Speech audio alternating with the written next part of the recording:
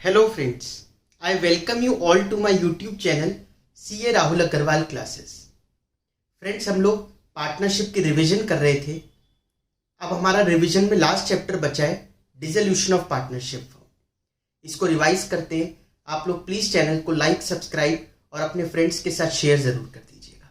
देखिए, dissolution of partnership firm, एक theory का क्वेश्चन आ सकता है कि डिसोल्यूशन ऑफ पार्टनरशिप और डिसोल्यूशन ऑफ पार्टनरशिप फर्म में क्या फर्क है। अभी तक जो हम चैप्टर पढ़ रहे थे, from change in ratio to death of partner, जिसमें 4 आ गए, change in profit sharing ratio, admission, retirement, death. इन चारों में डिसोल्यूशन ऑफ पार्टनरशिप तो हो ही रहा था।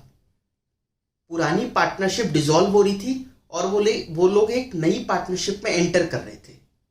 तो डिसोल्यूशन ऑफ पार्टनरशिप तो वहां भी थी और एक नई पार्टनरशिप में एंट्री हो रही थी। लेकिन यहां पर क्या है, dissolution of firm. Partnership firm he dissolve हो जाती है। ठीक है, क्या हो सकता है इसका रीजन, क्यों कोई फर्म डिसॉल्व होगी? सबसे बड़ा फैक्टर तो लॉसेस। बहुत ज्यादा लॉसेस होने लग गए तो उनको लगे पार्टनर्स को कि नहीं, अब हम इसको आगे कंटिन्यू नहीं कर पाएंगे, बंद कर देते हैं।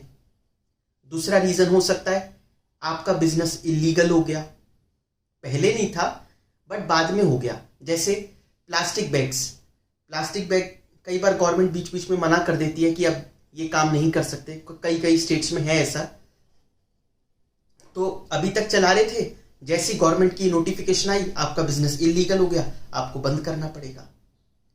तो कोई भी रीजन हो सकता है डिसोल्यूशन ऑफ पार्टनरशिप फर्म का। ठीक है सॉरी, लेकिन डिसॉल्व करने के लिए ये नहीं है कि कल से दुकान बंद रहेगी, ऐसा नहीं। इंडियन पार्टनरशिप एक्ट 1932 में कुछ तरीके लिखे हुए हैं कि डिसोल्यूशन से पहले फर्म बंद जब होगी तो क्या क्या चीजें आपको करनी है।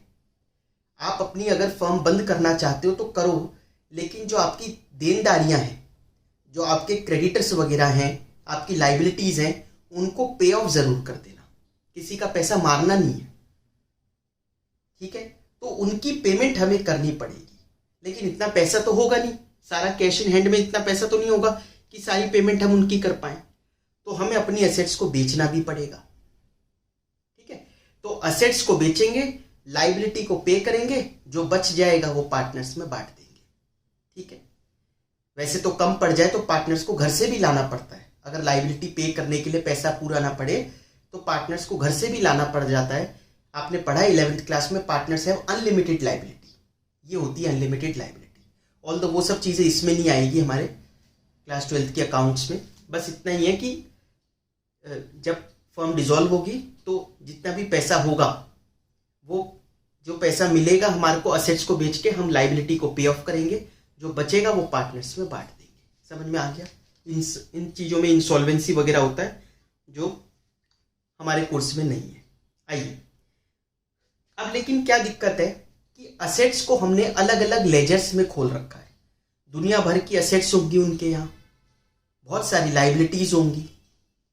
तो उन सबको एक ही जगह लेके आते हैं कंट्रोल करने के लिए, क्योंकि सबको अब एक साथ डील करना है। असेट्स को बेचना है, लाइबिलिटी को पे ऑफ करना है, तो एक ही जगह रहे सब कुछ तो ज्यादा बेटर है ना। जैसे आपके घर में अगर कोई बात करनी है आपके किसी सीनियर को, घर में जो सीनियर मोस्ट पर्सन है आपके दादाजी वगैरह, उनको कुछ बताना है तो वो अलग अलग कमरे में सबके यहाँ जाकर बताएं तो बेटर है कि सब एक जगह हॉल में बैठ जाए और सबको एक साथ बता दिया जाए क्या बात करनी है उनको। वैसे ही है यहाँ पर, जब फर्म डिसॉल्व हो रही है तो सारी एसेट और लाइबिलिटी के इतने सारे लेजर्स हैं, सबको एक जगह ले आते हैं और उसका नाम रखते हैं हम लोग रियलाइजेशन अकाउंट। ठीक है, तो रियलाइजेशन अकाउंट में सारी एसेट्स ट्रांसफर होगी, सारी लाइबिलिटीज ट्रांसफर होगी। एसेट्स बिकेंगी, लाइबिलिटी की पेमेंट होगी। समझ में आई बात? आइए पहले स्टेप से शुरू करते हैं। सबसे पहला स्टेप है सारी एसेट्स को रियलाइजेशन अकाउंट में ट्रांसफर कर दो, एक्सेप्ट। चलो मैं बाद में बताता हूं, पहले एंट्री बता देता हूं। सारी एसेट्स को रियलाइजेशन में ट्रांसफर कर दो। एसेट्स का ऑलरेडी बैलेंस क्या था? डेबिट। एसेट्स का ऑलरेडी बैलेंस था डेबिट। अब जब आप हटा दोगे, एसेट में से हटा के रियलाइजेशन में ले जाओगे, तो एंट्री बनेगी realisation account debit to asset account. समझ में आई बात? Realisation account debit to asset account, ये हो गया। कौन कौन सी एसेट ट्रांसफर नहीं करनी, ये इंपॉर्टेंट है। कह रहा है सबसे पहले पार्टनर्स कैपिटल करंट, सबसे पहले cash and bank, accumulated losses, partners capital and current, ये सब ट्रांसफर नहीं करनी। एक एक करके समझते हैं। क्या बोला? Cash and bank. क्या कैश कभी बिकेगा?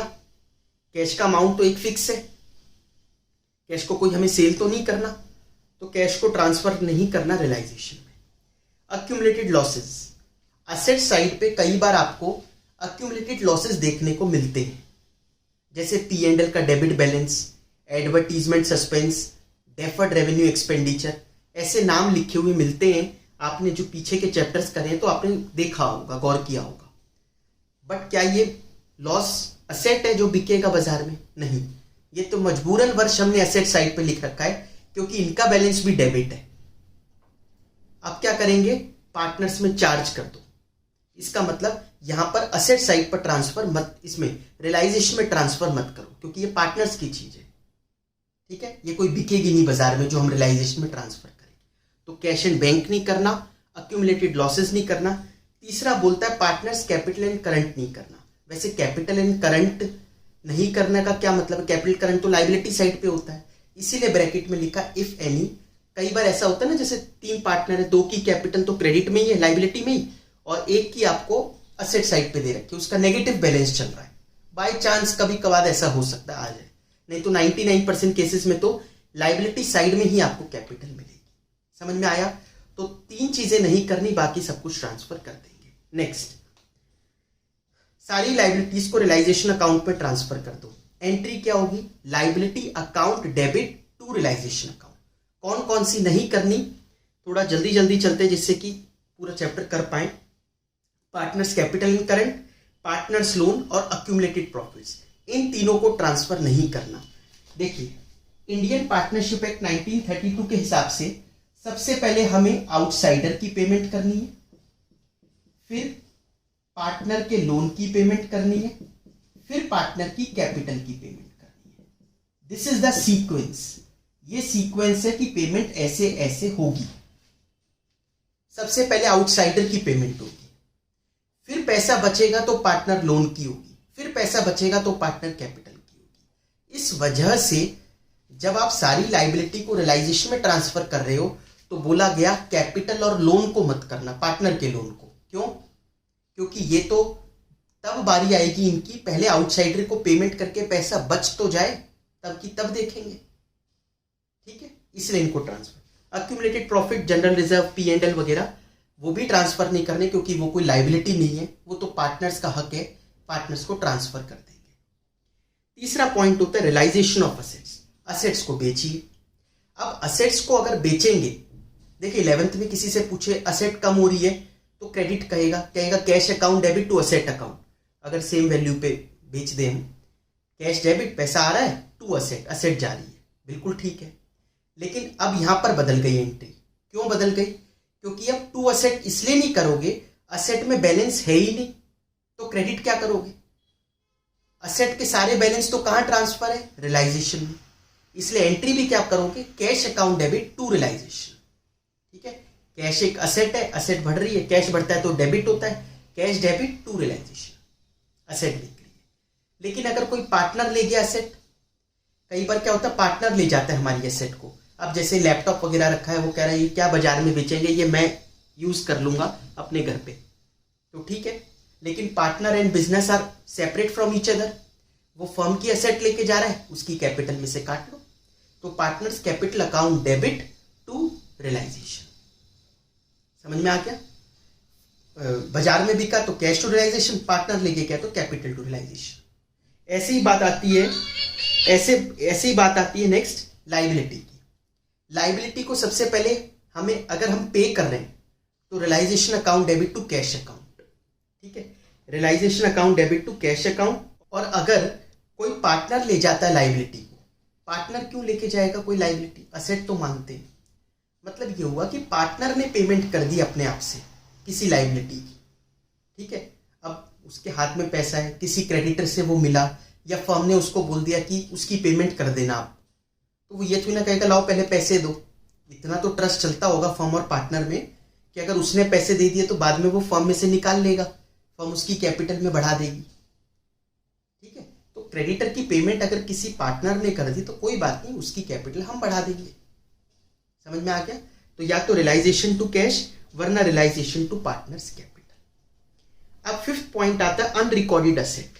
ऐसी कोई असेट जो बुक्स में रिकॉर्डेड नहीं है। बट क्या ये पॉसिबल है हम कुछ बुक्स में रिकॉर्ड करना छोड़ दें कि कोई बात नहीं इसको नहीं लिखे? ऐसा नहीं है। जैसे 11th क्लास में आप डेप्रिसिएशन चैप्टर पढ़ते थे, वहां पर असेट्स कुछ SLM बेसिस पर डेप्रिशिएट होते थे, स्ट्रेट लाइन मेथड। अब डेप्रिशिएट हो के बुक्स में उसकी वैल्यू 0 हो जाए, बट असली में वो चल रही है आपके यहाँ अच्छी खासी, तो क्या उसको फेंक के आओगे कि नहीं बुक्स में इसकी वैल्यू 0 हो गई तो फेंको? चल तो रही है अच्छी खासी तो चलाओ। डेप्रिसिएशन में यूजफुल लाइफ हमने कम मतलब आकी होगी उसकी, बट वो अच्छी खासी चल रही है तो यूज करते रहो। ये क्या हो गई? अनरिकॉर्डेड असेट, क्योंकि रिकॉर्ड की थी बट उसकी वैल्यू 0 हो चुकी है। अब वो बिक रही है, क्योंकि कोई खरीदते वक्त ये थोड़ी ना पूछेगा वहां लिखी थी कहाँ लिखी थी, खरीदने वाला तो खरीदेगा ही। अब अगर ये अनरिकॉर्डेड एसेट बिकती है तो इसकी भी एंट्री वैसे ही होगी जैसे रिकॉर्डेड एसेट बिकने की होती है। कई लोग गलती क्या करते हैं, अनरिकॉर्डेड है तो चलो पहले रिकॉर्ड करो। वो 11th क्लास में रेक्टिफिकेशन ऑफ एरर पढ़ते थे ना, रिकॉर्ड नहीं है तो अब रिकॉर्ड करो। क्या ये रिकॉर्ड करने का टाइम बचा है? अब यहां फर्म डिसॉल्व हो रही है उनकी, उन्होंने सारे असेट के लेजर बंद कर दिए, सबको रियलाइजेशन में पहुंचा दिया। अब कहां असेट में रिकॉर्ड करेंगे? लेजर में जाकर। अब रिकॉर्डिंग की कोई एंट्री नहीं करनी, सीधा रियलाइजेशन की एंट्री करो। बिका है तो बताओ, अब ये मत बताओ रिकॉर्ड नहीं था वो नहीं था, वो छोड़ो। सीधा किसकी एंट्री पास करो? असेट बिकने की। वो थर्ड पॉइंट में जो सेम थी वैसे ही हो जाएगी। ठीक है, ऐसी अनरिकॉर्डेड लाइबिलिटी। अनरिकॉर्डेड लाइबिलिटी वो हो सकती है जैसे कोई केस वगैरह चल रहा है हमारे अगेंस्ट, हमें लग रहा था कि हम जीत जाएंगे, बट अब फर्म बंद हो रही है तो हमने कहा भैया इसको बताओ, नेगोशिएट करो, क्या लेना देना है, तो पेमेंट करनी पड़ रही है। ये अनरिकॉर्डेड लाइबिलिटी है। तो अनरिकॉर्डेड लाइबिलिटी कोई बात नहीं, पेमेंट वैसे ही होगी जैसे रिकॉर्डेड लाइबिलिटी की होती है। समझ में आ गया? नेक्स्ट पॉइंट है, अगर क्वेश्चन साइलेंट है आउटसाइड लाइबिलिटी की पेमेंट के बारे में। जैसे दो चीजें, पहले एसेट के बारे में बता देता हूं। जैसे फॉर एग्जांपल एक लिखा है मशीन, बिल्डिंग, फर्नीचर, ये सब चीजें लिखी हुई है। क्वेश्चन ने एडजस्टमेंट में बताया मशीन इतने की बिक गई, बिल्डिंग इतने की बिक गई, फर्नीचर के बारे में क्वेश्चन साइलेंट है। आप मान लो कि फर्नीचर बिका ही नहीं होगा, मतलब इग्नोर कर दो। अपना दिमाग मत लगाना कि अच्छा फर्नीचर बैलेंस शीट में 7,000 का लिखा है तो हो सकता है 7 का ही बिक गया हो। क्यों? क्योंकि हो सकता है आपने इतनी बुरी हालत कर दी हो यूज कर करके, पूरी बिजनेस की लाइफ यूज हुई है वो, तो हो सकता है कि इतनी बुरी हालत हो गई हो कि वो ना बिक रहे। तो अगर क्वेश्चन साइलेंट है किसी असेट के बिकने के बारे में तो आप उसको इग्नोर कर देना। इग्नोर करने से मेरा मतलब ये नहीं है, कई लोग पूछते क्या रियलाइजेशन में ट्रांसफर नहीं करना? भाई वो तो पहली एंट्री में ही हो गया था, सारी एसेट रियलाइजेशन में ट्रांसफर हो गई थी। लेकिन असेट बिकने की एंट्री अपने आप मत करने बैठ जाना, कैश टू रियलाइजेशन। ठीक है, लेकिन बात करें अगर लाइबिलिटी की, जैसे अगर 3 लाइबिलिटी है, creditors, bills payable, bank loan. Creditor के बारे में क्वेश्चन में गिवन है, बैंक लोन के बारे में गिवन है, बिल्स पेबल के बारे में क्वेश्चन ने कुछ नहीं दिया। क्या माने? मानेंगे पूरी पेमेंट करी है हमने, इसमें मानेंगे। इसमें अपने आप पास करेंगे realisation account debit to cash account, जितना भी बिल्स पेबल का अमाउंट होगा। क्यों? क्योंकि कोई भी बंदा अपने 1 रुपए भी नहीं छोड़ता। अब किसी का अगर बिल्स पेबल, हमें बिल की पेमेंट करनी थी 10,000, तो अगर माफ भी करेगा वो तो 150,000 इतने माफ करेगा, पूरे 10,000 के 10,000 तो नहीं कह देगा चलो रहने दो मत देना। ऐसे तो कोई नहीं कर सकता। तो आप मानोगे फुल पेमेंट होगी। ठीक है, नेक्स्ट है 8 पॉइंट पे चलते हैं। अब 7 दो क्या, 8 पॉइंट कहता है अगर कोई डिस्काउंट मिल रहा है या हम किसी को डिस्काउंट दे रहे हैं, इसको इग्नोर करना है। कोई भी डिस्काउंट हमें मिलता है या हम किसी को देते हैं, दिस शुड बी इग्नोर्ड। ऐसा क्यों? क्योंकि जैसे मैं बताऊं, अगर रियलाइजेशन अकाउंट की अगर हम बात करें तो सबसे पहले, जैसे आपने, अगर मैं क्रेडिटर से समझाऊं आपको, आपने दूसरे स्टेप में क्या किया था, लाइबिलिटीज को ट्रांसफर करा था रियलाइजेशन में, करा था। क्या एंट्री पास की थी? Liability account debit to realisation account, ठीक है। तो रियलाइजेशन में क्रेडिट किया था, मतलब क्रेडिटर्स एग्जाम्पल लेते हैं 10,000 के थे। अब आप इनकी सॉरी पेमेंट कर रहे हो 9,000 रुपये फुल सेटलमेंट पे, आपको 1,000 रुपये का सामने वाले ने वो दे दिया डिस्काउंट। तो लाइबिलिटी की पेमेंट की एंट्री क्या बताई? स्टेप 4 में बताई थी, realisation account debit to cash account. Realisation account debit to cash account 9,000 रुपये। अगर बाय चांस आप 11th की तरह टू डिस्काउंट रिसीव्ड लिख दो 1,000 रुपये, इससे क्या होगा? इससे ही आपकी दोनों साइड मैच हो गई। ऐसे ही अगर मैं सबके लिए लिखता रहा सारी एसेट और लाइबिलिटी के लिए, discount allowed, discount receive, discount allowed, discount receive, सब मैच हो जाएगा। लास्ट में प्रॉफिट कुछ निकल कर ही नहीं आएगा। अगर यही हम ऐसे ही करते रहे तो हमारा प्रॉफिट ही नहीं पता चलेगा कि डिसोल्यूशन में प्रॉफिट बचा कितना। असेट बेचकर लाइबिलिटी पे ऑफ कर कर पैसा बचा कितना, वो पता कैसे चलेगा? आपने तो सब डिस्काउंट्स में डाल दिया। ऐसा नहीं करना। हम डिस्काउंट्स को इग्नोर करते जाएंगे, लास्ट में जो प्रॉफिट या लॉस निकल के आएगा वो उन डिस्काउंट्स का टोटल ही तो होगा। यही तो प्रॉफिट है रियलाइजेशन पे, ठीक है।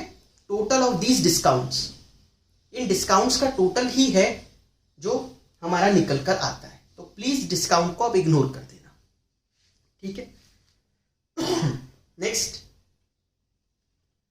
9 पॉइंट देखिए, अगर कोई असेट और लाइबिलिटी आपस में कैंसिल हो रही है तो इग्नोर कर दो। जैसे यहां पर आपने क्रेडिटर लिखे, यहां असेट साइड पर आपके स्टॉक लिखे हुए थे, स्टॉक लिखे हुए थे 10,000 के। क्रेडिटर बोल रहा है चलो आप पैसे नहीं दे रहे तो कोई बात नहीं, स्टॉक ही दे दो, तो दोनों आपस में कैंसिल हो गए। इसकी कोई एंट्री पास करने की जरूरत नहीं है। लेकिन अगर ये 8,000 का हुआ और उसने कहा ठीक है ये स्टॉक दे दो 8,000 का, 2,000 रुपये नकद दे दो, तो कैश में जो पेमेंट हो रही है उसकी एंट्री पास करनी पड़ेगी। उसका रीजन क्या है? उसका रीजन ये है कि कैश ऑलरेडी रियलाइजेशन में नहीं है, तो अपने आप उसका इंपैक्ट तो आ नहीं पाएगा। कैश का लेजर हमने कैश को हमने उसमें नहीं ट्रांसफर किया था ना रियलाइजेशन में, पहले स्टेप में बताया था मैंने आपको। इस वजह से आपको उसकी एंट्री तो पास करनी पड़ेगी। Realisation to cash 2,000। हाँ, इस 8,000 को इग्नोर कर दो, जो 8,000 वो ले गया सेट, बट 2,000 की एंट्री पास करिएगा। समझ में आया? अगर ऐसा हो वो ये 8,000 का स्टॉक ले जाए, बाकी कह दे माफ करा, तो इसमें दो बातें हुई। देखो, एक तो असेट और लाइबिलिटी आपस में कैंसिल हो रही है, इसकी तो मैंने बता ही दिया कोई एंट्री नहीं होगी। दूसरा वर्ड मैंने क्या बोला? उसने माफ करा। माफ मतलब डिस्काउंट, डिस्काउंट बुक्स में रिकॉर्ड ही नहीं होते। समझ में आई बात? तो क्या क्रक्स निकल के आया? अगर कैश इन्वॉल्व हो, पैसा इन्वॉल्व हो, तब रिकॉर्ड करना है। असेट लाइबिलिटी आपस में कैंसिल होती रहे किसी भी वैल्यू पे, असेट ज्यादा है लाइबिलिटी ज्यादा है, जो मर्जी आपस में कैंसिल होगी तो कोई एंट्री पास नहीं होगी। समझ में आ गया? 10th पॉइंट इंपॉर्टेंट होता है बहुत। 10th पॉइंट में क्या होता है? रियलाइजेशन के खर्चे की बात करता है, रियलाइजेशन एक्सपेंसेस। देखिए, रियलाइजेशन एक्सपेंसेस होते क्या है? जब हम असेट्स को बेच रहे हैं, एक तो ये इतनी पुरानी असेट है, इतना आसान नहीं है इनको बेचना, टाइम लगता है, क्योंकि पुरानी असेट्स है तो हो सकता है आपको एडवर्टीजमेंट वगैरह देना पड़े, इश्तेहार देना पड़े न्यूज़पेपर में कि हम सो एंड सो ये बंद होने जा रही है और इससे ये अपने सारे असेट्स की ऑक्शन करेगी इस तारीख को, इश्तेहार देना पड़ सकता है, एडवर्टीजमेंट। तो अगर वो देंगे तो उसके पैसे लगेंगे। तो ये एक एग्जाम्पल हो गया रियलाइजेशन के एक्सपेंस का। बाकी कुछ कोर्ट वोट के अगर चक्कर काटने पड़े, क्रेडिटर के साथ मीटिंग करनी पड़े, ठीक है, क्रेडिटर की मीटिंग, अब क्रेडिटर के साथ कोई आ गया आपके यहाँ, तो ये तो नहीं कि उसको चाय भी नहीं पिलाएंगे, हम खाना भी नहीं खिलाएंगे, तो ये सब खर्चे हो सकते हैं रियलाइजेशन। तो वैसे तो ये खर्चे किसके बनते हैं? फर्म के। वैसे तो इसमें पेमेंट किसको करनी चाहिए? फर्म को। लेकिन कई बार क्या होता है, फर्म ये ड्यूटी बांट देती है पार्टनर्स के बीच में। जैसे फर्म ने क्या कहा, ए पार्टनर को बोला कि आपका काम है आप सारी एसेट्स को बेचो, बी को बोला आप सारी लाइबिलिटी को पे ऑफ करो, सारी लाइबिलिटी वालों से नेगोशिएट करो, सबसे मीटिंग्स करो, पेमेंट करो। सी को बोला आप ये कोर्ट वोट का मैटर जो है, जो फॉर्मेलिटीज हैं इसके डिसोल्यूशन की, वो आप देखो। सबसे मुश्किल काम है ए का, उसको असेट बिकवानी है। सारी असेट वो बेचेगा तब जाके आगे के काम होंगे। असेट ही नहीं बिकी तो लाइबिलिटी कहां से पे ऑफ होगी, और क्या फॉर्मेलिटी कर लेगा सी। तो असेट बेचने का काम मुश्किल है। हम हो सकता है ए को मोटिवेट करने के लिए कहें कि आप जितने की एसेट बेचोगे उस पर आपको 5% का कमीशन मिलेगा। You will get 5% commission on the sale value of assets. ये हमने ए को बोल दिया। समझ में आई बात। अब ए ज्यादा से ज्यादा में बिकवाने की कोशिश करेगा क्योंकि 5% तो उसको भी मिलेगा उस वैल्यू पे। लेकिन ऐसे केस में कई बार हम ये बोल देते हैं कमीशन तो मिलेगी, बट अब असेट बिकवाने के जो खर्चे वर्चे होंगे वो फर्म को मत बताना, वो आप ही बियर करना। वो ये कहे मैंने यहाँ नहीं बिकी, मैं बहुत दूर जाकर बेच के आया, मेरा खर्चा लग गया। अब वो आप देखो, आपकी जिम्मेदारी है असेट बेचने की, आपको उस पर कमीशन मिल रही है। आप चाहे अपने घर के बराबर में बेच दो, आप चाहे 500 किलोमीटर दूर जाके बेचो, ठीक है। तो हम कई बार ये जिम्मेदारी पार्टनर पर भी शिफ्ट कर देते हैं। मैंने आपको जस्ट एक एग्जांपल दिया है कि ये भी हो सकता है, वरना फर्म बियर करेगी। तो ये हमें तो क्वेश्चन ही बताएगा कि बियर कौन कर रहा है। तो यहां पर मैंने टेबल बना रखी है बॉर्न बाय। बॉर्न बाय मतलब बियर कौन कर रहा है, किसकी जिम्मेदारी है। दूसरे कॉलम में है पेड बाय, कि एक्चुअल में पेमेंट किसने करी। तीसरी कॉलम में एंट्री हम लिखेंगे। जैसे पहली बात क्या है, फर्म का खर्चा फर्म ने ही पे किया। रियलाइजेशन के एक्सपेंस की जिम्मेदारी फर्म की है और फर्म ने ही पे किया, तो बहुत अच्छी बात है। Realisation account debit to cash account. Cash क्यों क्रेडिट हुआ, पैसा जा रहा है। असेट कम होते हैं तो क्रेडिट होता है। Realisation account debit to cash account. समझ में आ गया। नेक्स्ट, फर्म का खर्चा पार्टनर ने पे कर दिया। अब पार्टनर के पैसे चले गए जेब में से तो कोई बात नहीं, फर्म पार्टनर को दे देगी, ठीक है। मतलब इतना तो चलता ही है ना फर्म में कि पार्टनर ने कुछ दे दिया, पार्टनर ने क्यों दिया ये मत पूछना। आप अगर किसी रिलेटिव के यहाँ गए हो तो अगर आपके रिलेटिव ने ये कहा कि एक बार नीचे से जाकर ब्रेड ले आओ, तो आप ये नहीं कि उसके सबके आगे यही बोलने लग जाओगे कि पहले पैसे तो दो। नहीं बोलते जनरली। आप जाओगे खरीद लोगे, वो बात और है कि आप जब ऊपर आओगे तो वो कहेंगे नहीं ये पैसे पकड़ो आप, तो आपको दे देंगे वो पैसे। तो हो सकता है जब इतनी छोटी सी बात पर हो सकता है तो ये तो फर्म है उनकी और ओनर है वो फर्म के, तो खर्चा उन्होंने कर दिया, कोई बात नहीं, फर्म उनको दे देगी। Realisation account debit to partners capital account, ठीक है। तीसरा केस क्या हो सकता है, पार्टनर का खर्चा था, पार्टनर ने ही पे किया। हमने ये पार्टनर को बोल रखा था भैया ये आप बियर करना, वही कमीशन वाला जो केस बताया था ना, और पे भी पार्टनर ने किया। अब पार्टनर का खर्चा पार्टनर ने पे किया, फर्म क्यों एंट्री पास करे, फिर फर्म कोई एंट्री पास नहीं करे, ठीक है।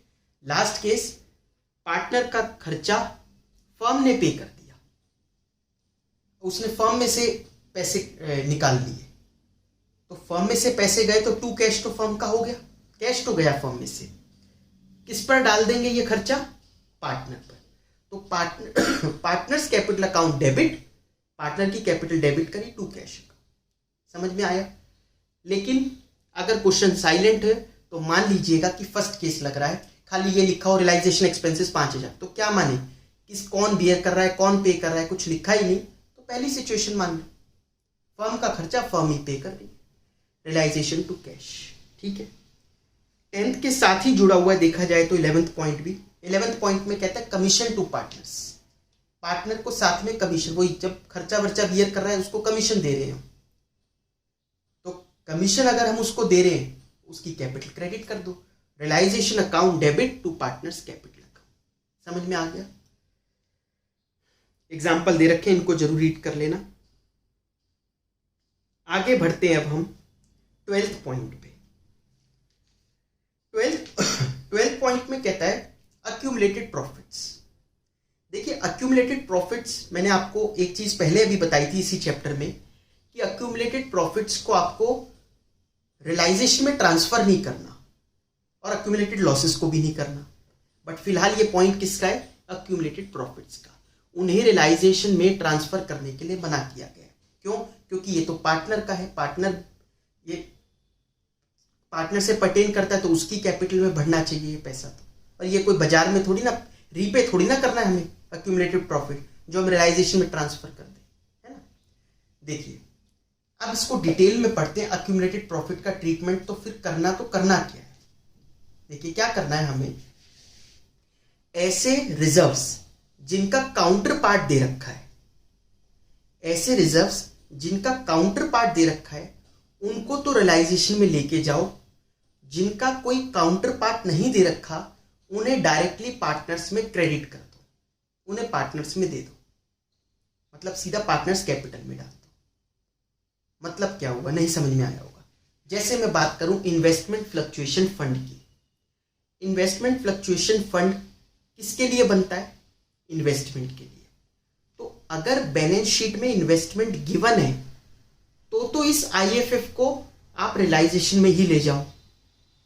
लेकिन अगर इन्वेस्टमेंट गिवन नहीं है, मतलब इन्वेस्टमेंट क्या है, इसका काउंटर पार्ट जिसके लिए ये बना था, वो अगर आपको गिवन नहीं है तो फिर इसको डायरेक्टली पार्टनर्स में क्रेडिट कर दो। समझ में आई बात? आप कहोगे कि रियलाइजेशन में क्यों लेके जा रहे हैं?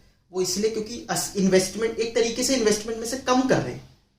आप जैसे कहो बैलेंस शीट में इन्वेस्टमेंट 1 लाख की है, सामने ही उसके आईएफएफ बना हुआ है 20,000 का, तो नेट अगर करके देखें तो 80,000 ही रह गए, ठीक है ना। तो नेट अगर देखी जाए वैल्यू तो 80 रह गए, तो दोनों को ही लेके जा रहे हैं। इन्वेस्टमेंट तो पहले ही चली गई थी रियलाइजेशन में। अब हम पढ़ रहे हैं आईएफएफ के बारे में। तो आईएफएफ के बारे में क्या बोला गया? अगर उसका काउंटर पार्ट गिवन है तो रियलाइजेशन में ले जाओ, अगर काउंटर पार्ट गिवन नहीं है तो उसको ट्रांसफर कर दो। जैसे जनरल रिजर्व, P&L का क्रेडिट बैलेंस, इनके तो कोई काउंटर पार्ट ही नहीं होते, तो इनको डायरेक्टली पार्टनर्स में बांट दो। समझ में आ गई बात? वर्कमैन कंपनसेशन फंड, इसके अगेंस्ट अगर क्लेम है, ये क्लेम के अगेंस्ट बनता है ना। अगर एडजस्टमेंट में आपको क्लेम दे रखा है तो काउंटर पार्ट दे दिया तो रियलाइजेशन में ले जाओ, अदरवाइज पार्टनर्स में बांट दो। हम प्रैक्टिकल क्वेश्चन करेंगे तब आपको और अच्छे से समझ में आ जाएगा, ठीक है। इसी 12th पॉइंट पे मैंने सी में सिर्फ समझाने के लिए ईपीएफ लिखा हुआ है। लोगों को बहुत कंफ्यूजन रहती है एम्प्लॉयज प्रोविडेंट फंड की, क्या करना है इसका। भाई ये एक लाइबिलिटी है प्योर, ये एम्प्लॉयज को देना है रिटायरमेंट के टाइम पर, इस वजह से ये एक लाइबिलिटी है। इसको रियलाइजेशन में लेके जाना है नॉर्मली क्रेडिटर की तरह, बैंक लोन की तरह, और पे भी करना है, ठीक है। इसको पार्टनर से कहीं भी जोड़ के मत देखिएगा एम्प्लॉयज प्रोविडेंट फंड को, ठीक है। एम्प्लॉयज प्रोविडेंट फंड लोन मतलब क्रेडिटर की तरह, ये बिल्कुल रियलाइजेशन में जाएगा बाकी लाइबिलिटी की तरह, और वैसे ही नॉर्मली पे भी होगा। 13 पॉइंट है अक्यूमुलेटेड लॉसेस का। अक्यूमुलेटेड लॉसेस की अगर हम बात करें तो अक्यूमुलेटेड लॉसेस पार्टनर्स में चार्ज होते हैं। तो पार्टनर्स में चार्ज होंगे, रियलाइजेशन में तो वैसे ही नहीं गए थे, तो old partners capital account debit to realisation account, ठीक है, टू अक्यूमुलेटेड लॉसेस अकाउंट, रियलाइजेशन में नहीं जाना। नेक्स्ट हम बात करते हैं 14th पॉइंट की। 14th पॉइंट इंपॉर्टेंट है, पार्टनर के लोन की बात करता है। पार्टनर का लोन अभी थोड़ी देर पहले मैंने आपको बताया था कि इसको रियलाइजेशन में ट्रांसफर करना अलाउड नहीं है। तो पार्टनर के लोन को क्या कैपिटल में ट्रांसफर कर दें? वो पार्टनर नहीं चाहेगा।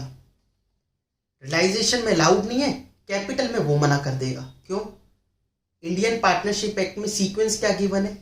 सबसे पहले आउटसाइडर की पेमेंट, फिर पार्टनर के लोन की, फिर पार्टनर के कैपिटल की। तो जो बंदा ऑलरेडी सेकंड पोजीशन पर खड़ा है वो थर्ड पर क्यों आएगा? वो ये क्यों कहेगा कि ठीक है मुझे थर्ड पे ट्रांसफर कर दो, ठीक है। इस वजह से जो पार्टनर का लोन है वो ना रियलाइजेशन में जाएगा ना कैपिटल में, डायरेक्टली पे होगा। Partners loan account debit to cash account, ठीक है। लेकिन जब सब डिस्काउंट दे रहे हैं तो उसको भी शर्म आएगी कि फर्म का डिसोल्यूशन चल रहा है, वैसे ही सब को हम यही बता रहे हैं तो सबसे डिस्काउंट मांग रहे हैं सारे क्रेडिटर्स वगैरह से। तो हो सकता है पार्टनर भी कहे कि ठीक है मेरे लोन भी कम पे कर दो। अगर 10,000 का उसका लोन है तो वो कहे ठीक है 9,000 ही पे कर दो, 1,000 रुपये का फर्म को फायदा हो गया। ये वाला जो डिस्काउंट है ये रियलाइजेशन में ट्रांसफर करना पड़ेगा। देखिए बहुत इंपॉर्टेंट बात है, अभी मैंने पहले क्या बताया था कि discount should be ignored, discount को बुक्स में इग्नोर कर दो डिसोल्यूशन में, लेकिन इसके डिस्काउंट को लिखना पड़ेगा रियलाइजेशन में। ऐसा क्यों? देखिए यहीं पर अगर यही वाली बात करें तो जैसे क्रेडिटर है 10,000 का, हमने पेमेंट करी 8,000 की, मैंने कहा डिस्काउंट मत रिकॉर्ड करना क्योंकि अपने आप प्रॉफिट में पहुंच जाएगा।